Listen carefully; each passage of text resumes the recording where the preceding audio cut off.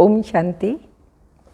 4/3/2022 के साकार अनमोल धारणा युक्त मधुर महावाक्य हैं, जिनमें बाबा ने कहा रात को जाग कर के भी कमाई करो और अमृत वेले उठने की आदत डालो।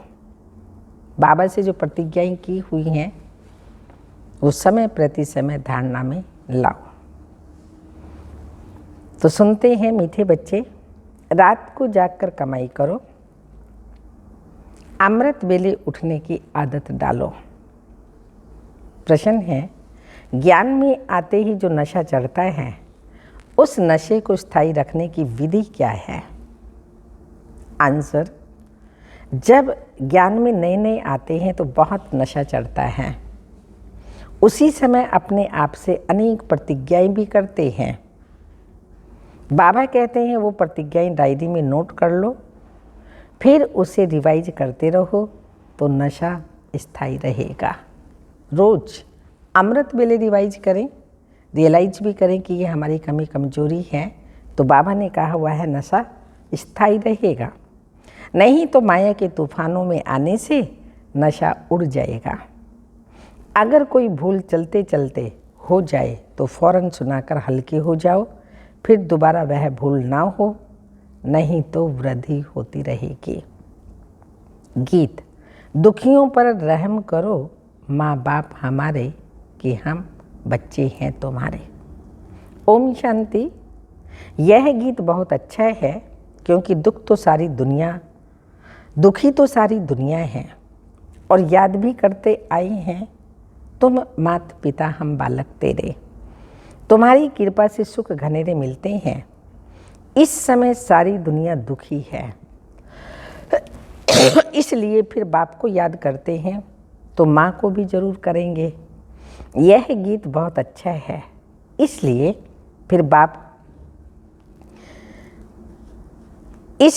तुम जानते हो माँ बाप के पास जन्म लेने से हमको वर्षा मिलता है 1 सेकंड में। भारत में यह गायन है।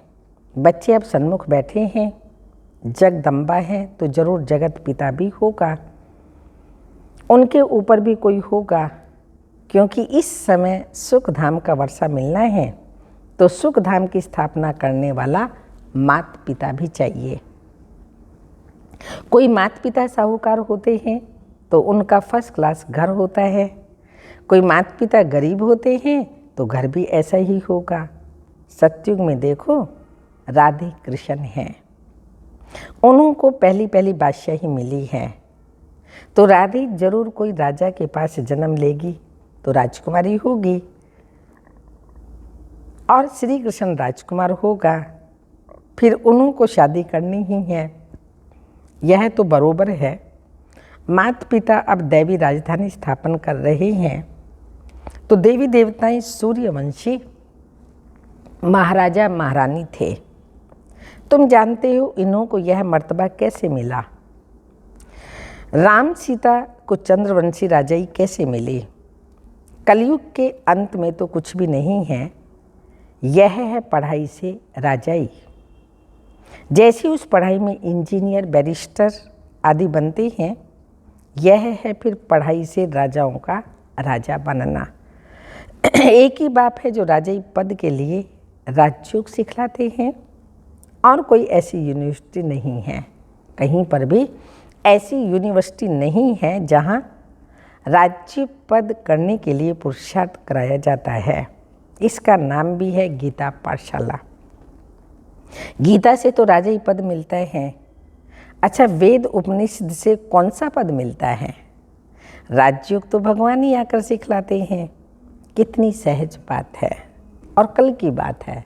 सहज बात भी है और कल की बात है बरोबर। कल क्या था? कल, आज और कल बरोबर लक्ष्मी नारायण का राज्य था।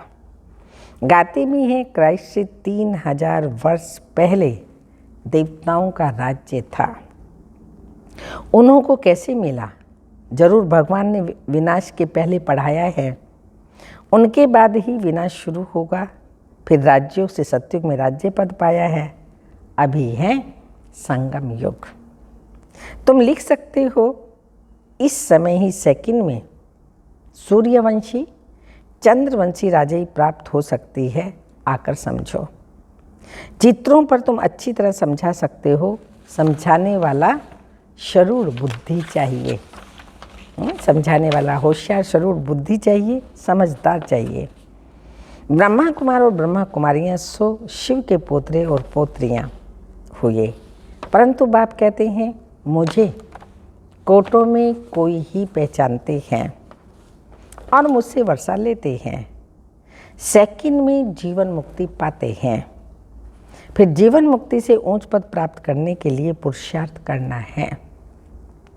ये सब समझाने के लिए ये मेले प्रदर्शनी निकले हैं, ख्यालात चलते हैं, नई नई पॉइंट्स निकलते हैं। तो दिन प्रतिदिन चित्र आदि सहज निकलते जाते हैं और निकलते हैं सब ड्रामा अनुसार ही। कल पे पहले जो एक्ट चली है वही चलनी है। ऐसा कोई लिख ना सके कि यह प्रदर्शनी 5000 वर्ष के बाद फिर इस समय निकाली गई। ये बाबा ही लिखवाते हैं, ड्रामा की नॉलेज बच्चे ही जानते, वही लिख सकते हैं। ऐसा कोई लिख ना सके कि यह प्रदर्शनी 5000 वर्ष के बाद फिर इस समय निकाली गई, फिर कल्प के बाद निकलेगी। एक ही बार कल्प के संगम पर यह प्रदर्शनी निकलती है, अथवा 5000 वर्ष के बाद ये प्रदर्शनी परम पिता परमात्मा से सेकंड में जीवन मुक्ति पद पाने अथवा समझाने के लिए हम निकालते हैं। क्यों ये प्रदर्शनी बनाई गई, निकाली गई? मनुष्य आत्माओं को मुक्ति, जीवन मुक्ति देने के लिए। ये सब देश देशांतर में जाएगी। कब बाबा ने कहा, और आज प्रैक्टिकल देख रहे हैं पूरे विश्व में प्रदर्शनी, बाबा का परिचय, बाबा का नाम, संदेश सब पहुंच गए हैं। नई नई पॉइंट्स बाबा समझते रहेंगे, समझाते रहेंगे, एडिशन करेक्शन होती रहेगी। वो लोग रामायण आदि छपाएंगे तो वही छपाएंगे ना। इसलिए हमको कहते हैं आगे तुम क्या कहते थे, पढ़ाई है, पढ़ाई तो दिन प्रतिदिन कुछ ना कुछ आगे बढ़ती जाएगी। शिव बाबा नई नई बातें बताते जाएंगे और शास्त्र तो वो के वही होते हैं। तो फिर कई लोग कहते हैं पहले ऐसे नहीं था, अब ऐसे है, तो प्रोग्रेस हो रही है। अब क्या लिख रहे हो? तो बाबा कहते हैं मैं तुमको रोज़ नई नई बातें सुनाता हूँ, सब इकट्ठी थोड़ी सुनाऊंगा। उन्होंने लिखा है युद्ध के मैदान में गीता सुनाई, 18 अध्याय की गीता बनाई है। जो संस्कृत में होशियार होते हैं वो आधा घंटा में श्लोक कंठ कर लेते हैं। मुख्य है ही गीता, बाकी भागवत में तो कहानियाँ हैं। गीता को ही संस्कृत में बनाया है, छोटी सी गीता संस्कृत में बनाई है। तो ज्ञान सागर बाबा तो इतना ज्ञान सुनाते हैं, कितना। सागर को शाही बनाओ, धरती को कागज बनाओ, जितने भी वृक्ष हैं उनको कलम बनाओ। स्वयं सरस्वती विद्या की देवी बैठ कर के लिखे नहीं लिख सकती। इतना ज्ञान सागर बाबा बच्चों को ज्ञान देते हैं। जंगल को कलम बनाओ, सारी पृथ्वी को कागज बनाओ तो भी पूरा ना हो। उन्होंने तो 18 अध्याय में पूरा कर दिया, परंतु ऐसे तो है ही नहीं। ना कोई संस्कृत की बात है, हिंदी भाषा चलती है। भाषाएं तो ढेर हैं, सब भाषाएं एक तो नहीं सीख सकते ना। कोशिश करके 5-6 भाषाएं कोई सीख जाता है तो उनका भी बहुत मान होता है। अब भगवान सभी भाषाओं में थोड़ी समझाएगा, वह तो हिंदी में ही समझाते हैं। जैसे हिंदी टूटी फूटी सब जानते हैं, ऐसे अंग्रेजी भी टूटी फूटी जानते हैं। तुम बच्चों को बाबा हिंदी में समझाते हैं। भक्तों को भगवान आकर भक्ति का फल देते हैं। भगत तो अनेक हैं, भगवान एक हैं। कहते भी हैं पतित पावन आओ, ऐसे तो नहीं कहते भगवान आओ। सबका बाप एक ही है, सबका गॉड फादर एक ही है, वह क्रिएटर है। क्रिएट करेंगे सुख के लिए। बाप बच्चों को सुख के लिए ही चाहते हैं। गॉड फादर स्वर्ग रचते हैं और जिन्हों को स्वर्ग का मालिक बनाते हैं उन्हों को ही चाहते हैं। उन्हों को ही गॉड गॉडेज कहा जाता है, परंतु सबको नहीं कहेंगे। यह बहुत गुप्त बातें हैं। गॉड फादर एडम ईव द्वारा कैसे सृष्टि रचते हैं, तो गॉड अलग है। ये धीरे धीरे समझते जाएंगे। झाड़ वृद्धि को पाता रहेगा। भारत को ही मुक्ति, जीवन मुक्ति मिलती है। सुखधाम भारत बनता है। पहले भारत ही प्राचीन खंड था जहाँ देवी देवताएं राज्य करते थे। उसके बाद इस्लामी बोधि खंड स्थापन हुए। बिल्कुल सहज है। जिस समय जिसका सैपलिंग लगना है उन्हों का ही लगता है। देखो कैसे कैसे पत्र लिखते हैं। बाबा हम 4 दिन के बच्चे हैं, हमने आपको पहचान लिया है। कोई तो कितने वर्षों तक बलाते रहते हैं, परंतु कभी पत्र भी नहीं लिखते। कोई तो फट से पत्र लिखते हैं। आगे चलकर माया के तूफान बहुत आएंगे। तूफानों से पुराने पत्ते भी गिर जाते हैं। ऐसे से तूफान आते हैं, कई अगर कमज़ोर होते हैं तो पत्ते भी गिर जाते हैं। नयों को पहले पहले खुशी का पारा बहुत चढ़ता है। बाबा हम आपके होकर रहेंगे, परंतु माया कम नहीं है। जब प्रतिज्ञा करते हो तो डायरी पर नोट रखो तो हमने क्या क्या प्रतिज्ञाएं की हैं। कई तो प्रतिज्ञा कर फिर कभी डायरी को देखते भी नहीं हैं, तो इससे फ़ायदा क्या। ऐसे नहीं हमारे पिछाड़ी वाले पढ़ेंगे। यहाँ तो कोई पोतरे पोतरियाँ आदि रहने नहीं हैं। जिसने जो उठाया सो उठाया, ना पढ़ा तो कच्चा ही रहा। बाबा ने कहा अगर पढ़ा नहीं तो कच्चा रहा, कच्चा रह जाएगा। थोड़ी भूल कर फिर बताया नहीं तो भूल वृद्धि को पाती रहेगी। एक कहानी भी है कि माँ का कान पकड़ा, तुमने मुझे पहले क्यों नहीं सुनाया। पहले ही सुनाती तो मुझे जेल नहीं मिलता। सुल्तान डाकू की कहानी है ना, जेल गया तो पहली इच्छा उससे पूछी गई तुम्हारी इच्छा क्या है, तो बताया माँ से मिलना चाहता हूँ। तो माँ को बुलाया गया तो माँ से कान में कुछ कहने लगा और कान काट लिया। तो क्यों कान काटा, माँ के कान में कहा, काट लिया माना कि उसको कहा कि माँ अगर तुम मुझे बचपन से ही ये बता देती कि बेटे चोरी करना पाप होता है तो मैं कभी चोरी नहीं करता और आज इस फांसी के तख्ते पर नहीं चढ़ता। तो माँ बच्चे का पहला गुरु होती है और जो संस्कार माँ बच्चे में डालती है वही संस्कार बनते जाते हैं। इसलिए माता को चाहिए बच्चे में अच्छे संस्कार भरे। अगर बच्चा गलत है, गलत कर्म करता है और माँ कहती है बच्चा ऐसा करता है वैसा करता है, तो कहीं ना कहीं माँ की ही कमी है। बच्चों के संस्कार अच्छे व बुरे बनाना ये माँ पर डिपेंड करता है।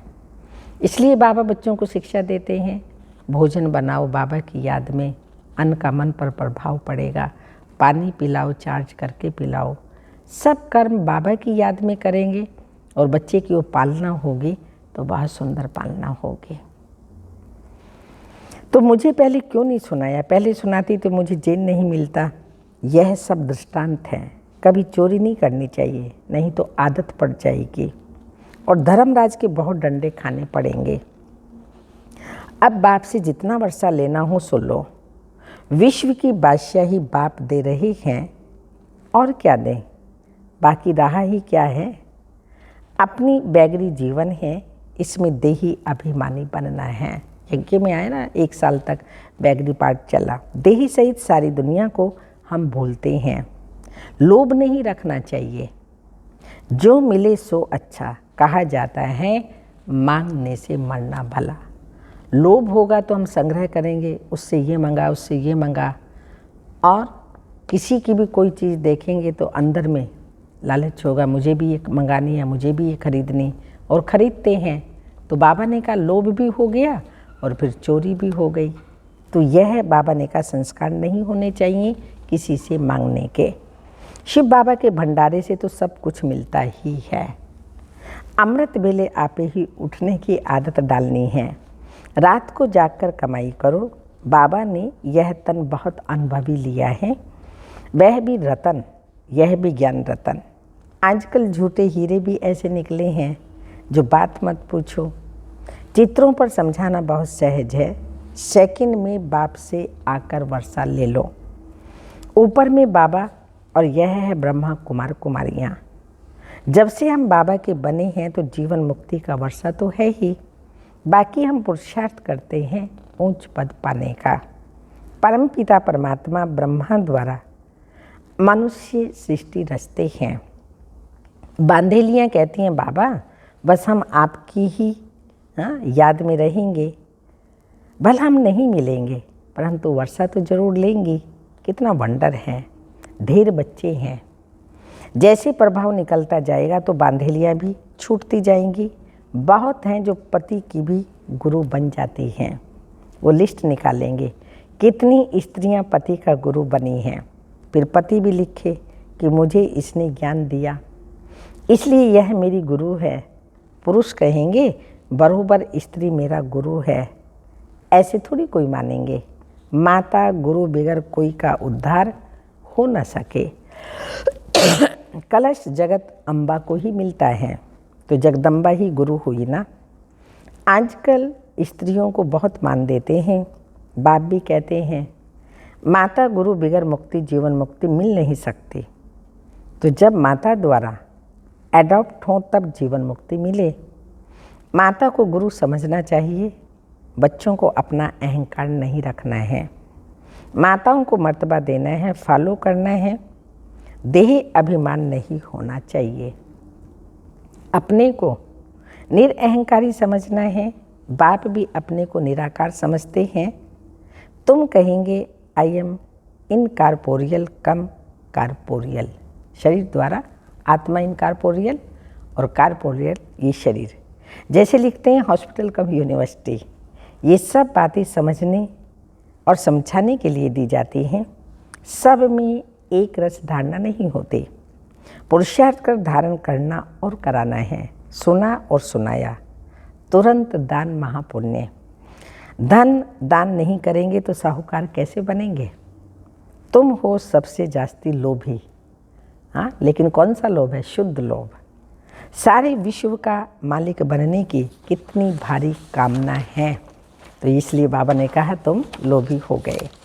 हर एक को सदा सुखी सदा शांतमय बनाना है। मनुष्य मात्र को कलयुगी भ्रष्टाचारी से सत्युगी श्रेष्ठाचारी बनाना है। भारत में देवताएं थे, अभी नहीं हैं, फिर जरूर देवताएं होंगे। उसको स्वर्ग कहा जाता है। पैराडाइज अक्षर बहुत अच्छा है। हम पुरुषार्थ कर रहे हैं स्वर्ग का मालिक बनने के लिए, तो एक बात के सिवाय बाकी सब भूल जाना है। सबसे मोह नष्ट हो जाना चाहिए। अच्छा, मीठे मीठे सर्विसेबल सिक्की लदे बच्चों प्रति माता पिता बाप दादा का याद प्यार। Good morning, diamond morning. रूहानी बाप की रूहानी बच्चों को नमस्ते। हम रूहानी बच्चों की रूहानी माता पिता बाप दादा को याद प्यार, गुड मॉर्निंग, डायमंड मॉर्निंग, ओम नमस्ते। धारणा के लिए मुख्य सार हैं। इस बैगरी जीवन में बैगर टू प्रिंस बनने वाले हैं, तो ये हमारा बैगरी जीवन हो गया। बैगरी जीवन में पूरा पूरा देही अभिमानी बनना है। किसी भी चीज़ का जास्ती लोभ नहीं रखना है। जो मिले सो अच्छा, मांगने से मरना भला। सेकंड पॉइंट, अपना अहंकार न रख, माताओं को मर्तबा देना है। बाप समान निराकारी निरअहंकारी बनना है। ज्ञान धन का दान करना है। ये दान करते जाएंगे तो ज्ञान धन बढ़ता जाएगा। इसी के लिए कहा जाता है धन दिए धन ना खूटे। वरदान हैं चारों ही सब्जेक्ट।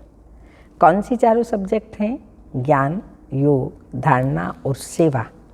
चारों ही सब्जेक्ट को अपने स्वधर्म में लाने वाले विश्व कल्याणकारी भव। पढ़ाई की जो 4 सब्जेक्ट हैं उन सब का 1-2 के साथ संबंध है। ज्ञान का योग से, योग का धारणा से और धारणा का सेवा से। क्योंकि जब हम ज्ञानी तो आत्मा बनते हैं, समझ से चलते हैं, ज्ञान की रोशनी में चलते हैं, तो योग स्वतः ही लगता है। और योग लगता है तो धारणा अपने आप बनती जाती हैं। और जब जीवन में तीनों ही सब्जेक्ट धारण हैं तो सेवा ऑटोमेटिकली होती है। जो ज्ञानी तो आत्मा, वो योगी तो आत्मा भी अवश्य होगी। और जिसने ज्ञान योग को अपनी नेचर बना लिया, उसके कर्म नेचुरल, युक्ति युक्त व श्रेष्ठ होंगे। स्वभाव, संस्कार, धारणा स्वरूप होंगे। जिनके पास इन तीनों सब्जेक्ट की अनुभूतियों का खजाना है, वह मास्टर दाता अर्थात सेवाधारी स्वतः ही बन जाते हैं। जो इन चारों सब्जेक्ट्स में नंबर 1 लेते हैं, उन्हें ही कहा जाता है विश्व कल्याणकारी। स्लोगन: माया के विकराल रूप